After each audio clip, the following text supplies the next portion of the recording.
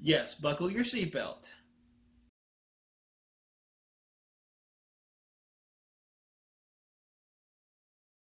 Hello, all.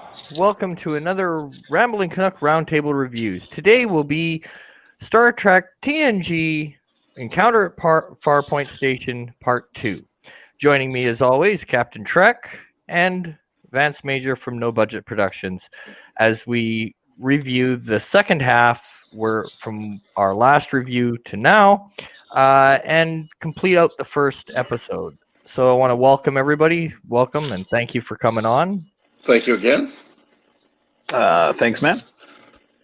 Okay, so let's just go around the table here quickly and just kind of your first impression. Nothing too in depth, just first impression of the second half, and then we'll go from there. So, Cap. I think I'll let Vance go first this time. All right, no problem. I really enjoyed the first part. I thought it was a strong opener. This not so strong. So it was kind of weak sauce, man. The things I liked about it was Worf's haircut. I enjoyed short hair on a Klingon. I enjoyed Geordi's visor. I enjoyed Wet Wesley. Outside that, not a lot of good things. Troy repeating a bad line twice. Annoying Dr. Crusher, and Groppler Zorn's bad acting. So we had some good, we had some bad. That's about it. All right, Cap. Well, I will say one positive. It was, at least in this part, Deanna Troy had a uniform on. Yes. And it looked more official than in later inclinations. Trek where she's wearing and and of course they have the scene where on the holodeck and all with Data and Riker, which of course they reference later in the series, but that's getting into things a little deep. Yeah. But overall, it was weaker, definitely, than part one. I can't think of a saving grace, really, except I will say, and I'm stealing this from you, that Dr. Crusher did have her best line in season one, yeah. In this part, yeah. I would tend to agree with you that the second part of this was really weak, and I attribute that to less Q. There was more Q in the first half, which made it interesting. And then the antagonist, per se, in this one was Ick, and then Q comes back near the end. So it kind of brings it back up to watchable by the end of it. So basically, they start investigating Farpoint Station. And we get, of course, the first Diana overreacting, I'm feeling stuff. What were your guys' thoughts of that whole storyline arc of Diana, of the whole I feel, Counselor Troy? Well, part of the thing is with Deanna, they don't really give any explanation at all, other than saying she's Betazoid, like people are supposed to know. People from Betazoid or whatever. It's just kind of, oh yeah, she happens to sense everything. It's kind of like, and yeah, exactly. Vance, what was your? Yeah, it's one of those things where typical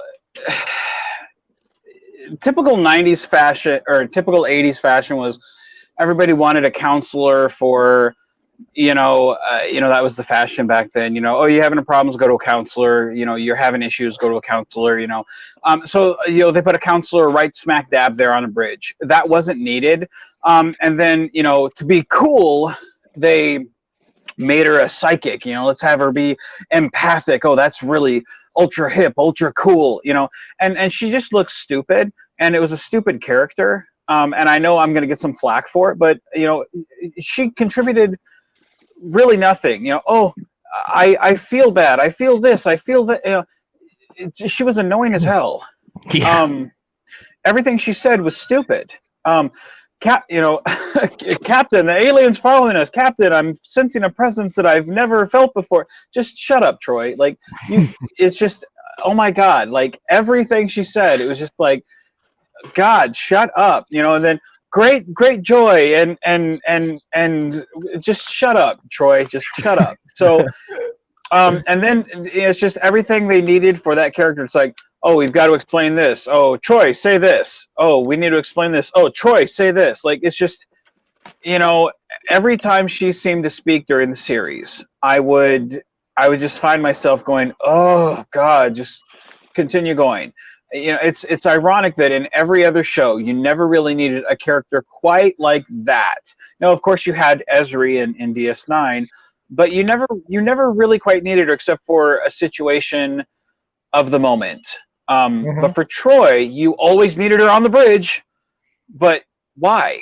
So to me, I just found that character annoying, and specifically here, especially at the end where she quotes those two lines repeatedly, where when we were watching that, we were all kind of groaning like, oh, shut up. And it's not a slant toward the actress, because she plays it fine, and there were moments in the whole series where she's great, but that character, for me personally, forgive me, those who like the character, for me personally, I just don't think she works, because she's just one of those, like, we need a way to explain this, screw it, have Troy say it. I just don't like that character. Especially in this episode, it doesn't work. No. So that's just me. Yeah, and so what you're saying, Vance, is you would have preferred it be instead of "Shut Up, Wesley," it should have been "Shut Up, Troy." What are those memes? Yes, someone make that meme, send it to me. Profile pic of the day. Yes. I'm sure some of your fans will be like, "Shut up, Vance." That's. Oh, I had to throw that one in there. All right, so now sticking with Troy, because why not? What did you think of Riker and Troy's first meeting on the bridge, where she starts talking to him empathically as Picard is introducing, and Picard gives the line, I want my top officers to know their limit, know each other's limitations, and it's like, yeah, they know more, but than you think they're Picard. But how did you like how they handled that first meeting? Yeah, it was weak. Yeah. The whole. Can you still feel me? Shut up.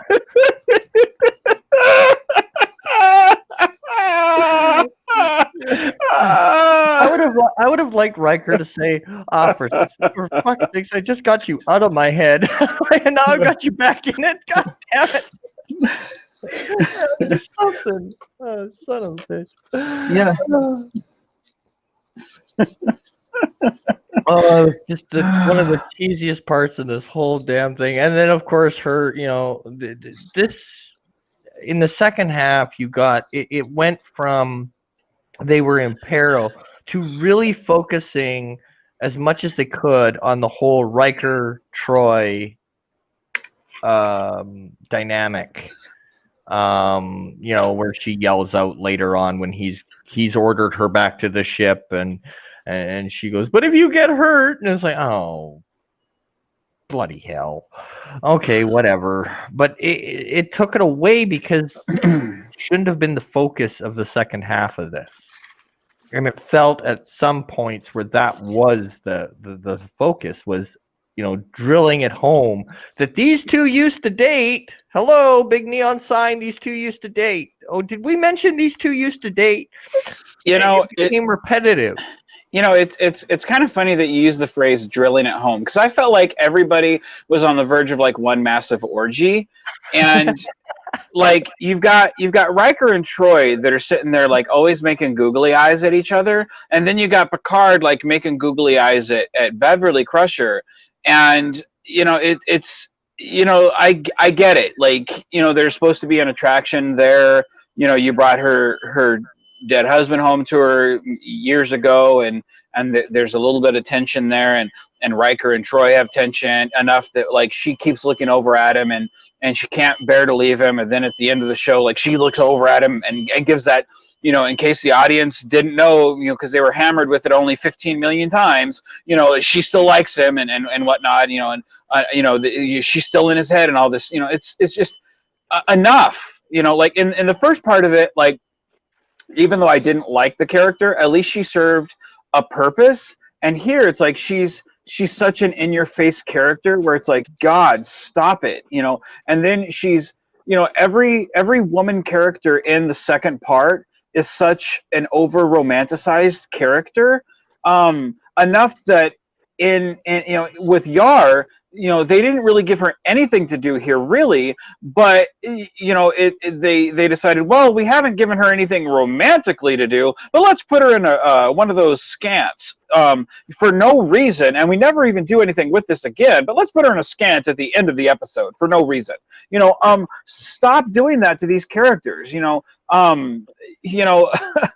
It's so irritating that they do that to these characters, because it's like Troy is an interesting character in some regards, like the fact that there is a counselor on the ship, that is interesting, but not on the bridge. The fact that you have her feeling things like when the enemy is, in some episodes, like the enemies are firing, Captain, I feel that they're angry at us. Like, no shit. Like, come on, man, stop that. I sense hostility.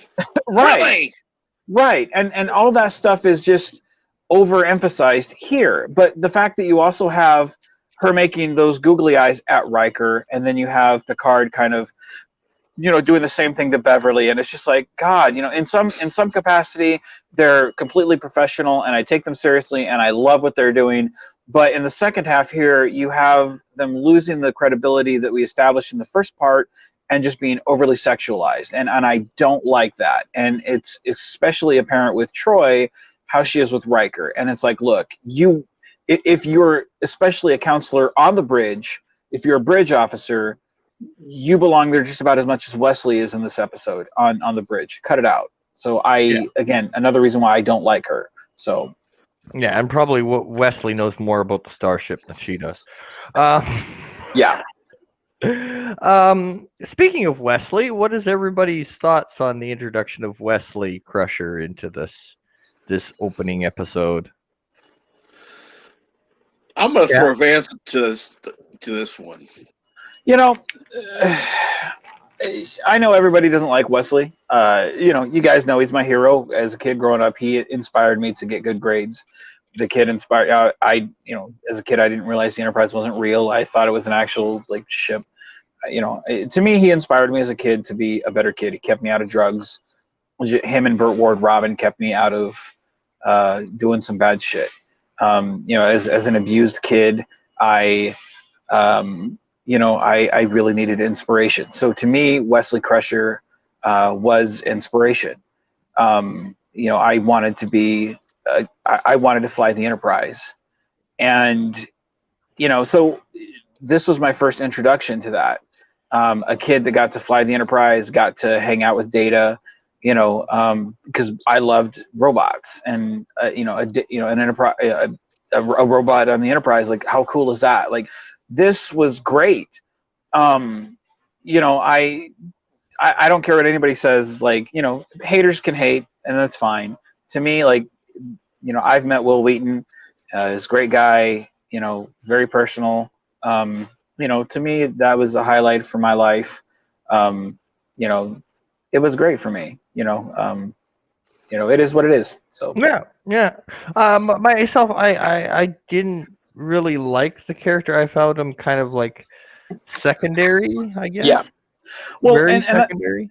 and that's the thing, like, the actor and the character, what he meant to me doesn't mean that the character wasn't written badly, because there were certainly episodes where, like, you guys wrote the character badly in a lot of episodes and did things you probably shouldn't have done, because it was, again, in your face in a lot of respects, and I get that, especially for adults that are sitting there going, good God, the Wonder Kid, like, come on, Yeah. So I get that, Yeah. but, I'm just saying from a kid's point of view, looking at this Oh guy no, going, that's awesome. Yeah. So Okay, so kind of getting back to the episode itself, and I mean, there's not much to talk about in the second part, because realistically, they find out that the Farpoint station is actually an alien, and it's being kept there against its will, and they end up freeing it, and Picard ends up making the right decision, which was to free it, and that whole arc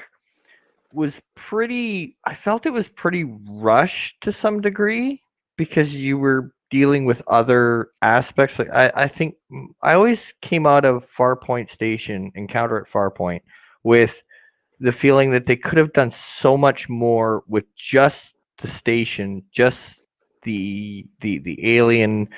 That story could have been told so much better than it was, because by about the mid junction, the whole station becomes secondary to everything else, and then it gets its proper due at the end. Like, oh yeah, we forgot. Let's tie up this little thing into a bow at the end. But it got lost in the translation between the introduction of Data, Picard and Wesley, Picard and and Dr. Crusher, Riker and Diana. The main story, what was supposed to be your main story, kind of got sidelined for 75% of the second half, only to be brought in later on at the end to be like, oh yeah, okay, now we fixed it, it's all good. Well, the thing about, I'm sorry, go ahead, Captain Trek. I didn't mean to cut you off. Go ahead. Oh no. I was just going to say, maybe by the end of this series, we'll teach him how to say Deanna, but but no, I think that you're right. The focus was on this unnecessary character development, rather than on the alien and why it's being held there, what's happened, because you don't know when the aliens got there, how long it had been there, or anything about it. It's just kind of, here's an alien that was injured and was helped, and but not really. And its mate is now in orbit, and wants their mate back. Well, the thing is about like this episode, like Encounter at Farpoint was initially supposed to be it wasn't, like, Q was not supposed to be in this episode. Q was actually added in later. The station part was supposed to be the pilot, and it was only supposed to be an hour long, but was it NBC at the time that had bought this, or CBS? Like, I don't think it was CBS. I think it was NBC. Was it NBC at the time that this aired on?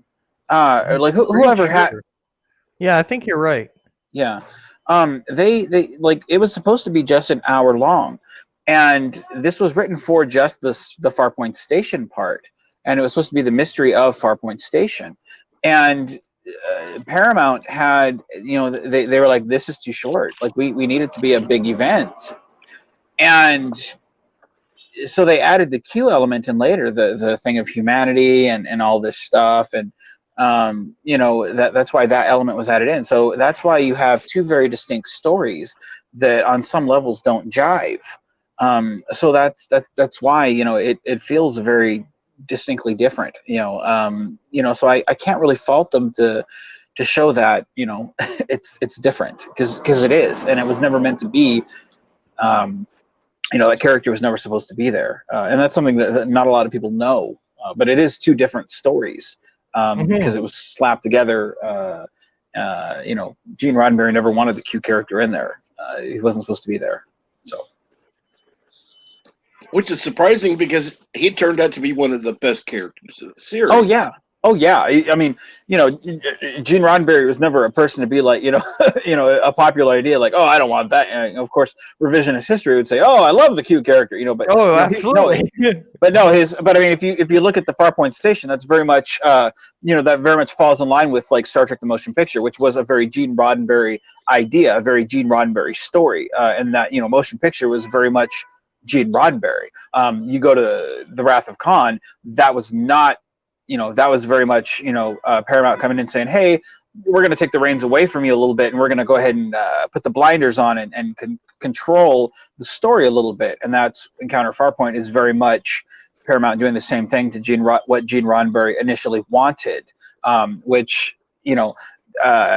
my personal opinion, anytime you have somebody kind of come on and kind of help revise a story a little bit and help control a narrative, you kind of need that sometimes to kind of help somebody. You can't have somebody with just unlimited, creative control. You need somebody to kind of help say, hey, no, let's go ahead and pull this back in and reel it in a little bit. You need a little bit of help. That's why we got Star Trek 2 and that's why we got the Q element. Because no offense to Gene Roddenberry, sometimes the stories were a little bland. Not saying it wasn't creative. I don't want anyone to roast me. That's not what I'm saying, but. If Gene Roddenberry was not a fan of Yesterday's Enterprise, he wanted it to be a very different story. Anyone, should Google that, the origins of that story. It's very interesting, but he was not a fan of that story. And if he had had his way, we wouldn't have got Yesterday's Enterprise at all, or at least not in the fashion we got it in. So, that's fair enough. Yeah, but for me, I think Farpoint Station. The second half is a 5 because it's not awe-inspiring, but it's not so dreadful that you want to throw something at it. But it crescendos at about the halfway point, and then it just kind of coasts until the end credits, for the most part.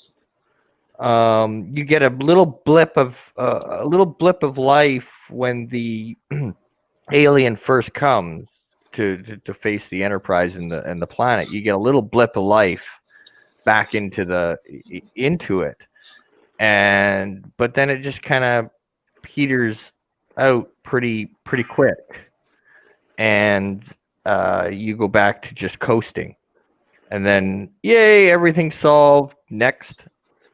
And so for me, I'd say it's about a 5. Cap? Personally, I would say about a 4.5. It really was a weak episode, and quite honestly, there were elements I couldn't tolerate. It was just annoying. And I know Vance likes Wesley Crusher, but nothing against the actor, personally, but the character of Wesley was just, at this point, waste of space. Much like Deanna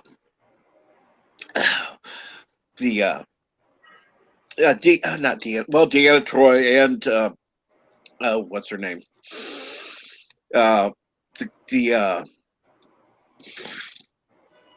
You know who I mean. Security chief, Yar. Yeah. There really wasn't any point in those characters because they just kind of were there. So, yeah, it was a weak episode, personally. Okay, and Vance? I'd say I'd have to give it a 3. It was weak sauce, man. It was pretty boring from the sexism. Which to me, again, like everyone felt like they were ready to just, they couldn't wait for Q to leave because they were ready to, break out in an orgy. To just the complete lack of professionalism to most of the people there. It was pretty boring, and for such a strong first parter, this was really bad, and it was hard to stomach in some areas. It had some in the first one, it had some pretty strong ideas, pretty interesting ideas. With this one, it didn't, and it just seemed to kind of lollygag in some areas and just flat out drag in others. And to me, when I can't wait for the ending, that says something. And most of it, if I can get up, go take a piss, come back, and feel like I haven't missed anything, that's a problem. So for me, this was a 3, and I feel like I'm being generous in that area. So yeah, I say it's a 3. I love the first part because you feel like you got to know the characters, and then with this one, I feel like it was a waste of time to get to know those characters. So. Okay, well, fair enough. And once again, I want to thank both Captain Trek and Vance Major for joining me for roundtable reviews again. And I want to point out that both their channels are in the description of the video. And please do, if you're not subscribed, please do go and subscribe to both these gentlemen who put up with me weekly. I don't know why, but they do. And I hope you all enjoyed. Please like, share, subscribe. And until next time, take her easy, folks.